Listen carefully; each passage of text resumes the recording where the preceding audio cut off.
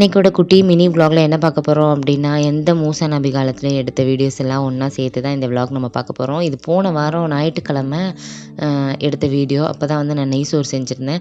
ஒரு குக்கரில் வந்துட்டு இப்போ வந்து ஃபுல் அண்ட் ஃபுல் நல்லெண்ணெய் தான் யூஸ் பண்ணுறேன். தேங்காய் எண்ணெய்லாம் யூஸ் பண்ணுறதே கிடையாது.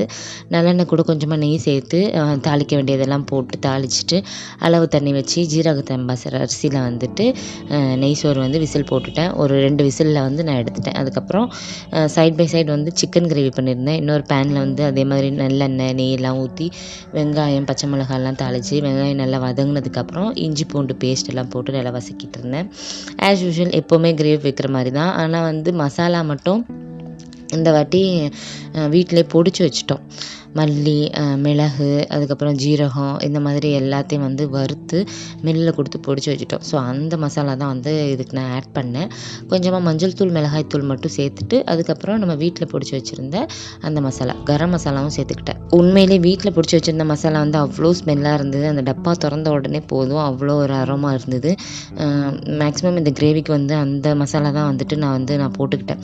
தேவையான அளவுக்கு உப்பெல்லாம் போட்டு நல்லா மிக்ஸ் பண்ணி ஒரு 10 நிமிஷம் ஒரு 15 நிமிஷம் மூடி வச்சேன். அவ்வளோதான். தண்ணியெல்லாம் எதுவுமே சேர்க்கல. சிக்கனில் உள்ள அந்த தண்ணியே வந்து இருந்தது. ஃபுல்லாக கிரேவி மாதிரியே வச்சுட்டேன். வீடியோ வந்து கன்சிஸ்டன்சியாக வந்து போடவே முடியல. சில நேரங்களில் அந்த ஒரு ஆர்வத்தில் டெய்லி வந்து எடுத்து போட்டுகிட்டே இருப்பேன்.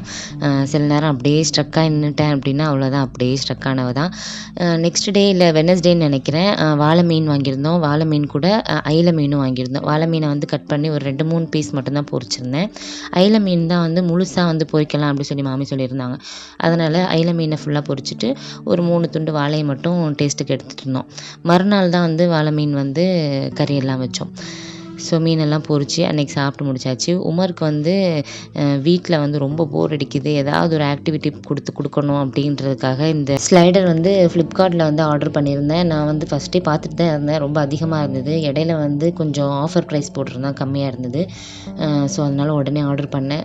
இது ஒரு மதியான டைமில் வந்து இது கரெக்டாக அவன் முழிச்சிருந்தான் அந்த சமயம். இதை வந்து ஃபிட் பண்ணவே விடலை. ஒரே அழுகை. அதை ஃபிட் பண்ணுறதுக்குள்ளே அதுக்கு மேலே ஏறி சறுக்கவும் ஒரே விளையாடவும் நான் விடலை அப்படின்றதுக்காக சரியான அழுகை. அதுக்கப்புறம் எப்படியோ ரொம்ப நேரம் போராட்டத்துக்கு அப்புறம் அதை எப்படியோ செட் பண்ணி அவனுக்கு கொடுத்தோன்னே அதில் அவன் சறுக்குனான். செம்ம ஹாப்பி ஆகிட்டான். இதை ஃபிட் பண்ணுறதுக்குள்ளே பெரும் பாடாக போச்சு எனக்கும் வாப்பாக்கும். ஆனாலும் நாங்களாம் ஃபிட் பண்ணலை.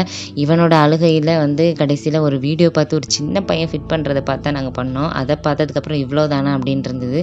ஸோ எப்படியோ ஃபிட் பண்ணி அதில் ஸ்டிக்கர்ஸ்லாம் கொடுத்துருந்தாங்க. அதையெல்லாம் ஒட்டி அவனுக்கு வந்து கொடுத்தாச்சு. ஸோ இந்த வீடியோ வந்து உங்களுக்கு பிடிச்சிருந்தது அப்படின்னா கண்டிப்பாக எம்மி ஃபுட்டிக்கு சப்ஸ்கிரைப் பண்ணுங்கள்.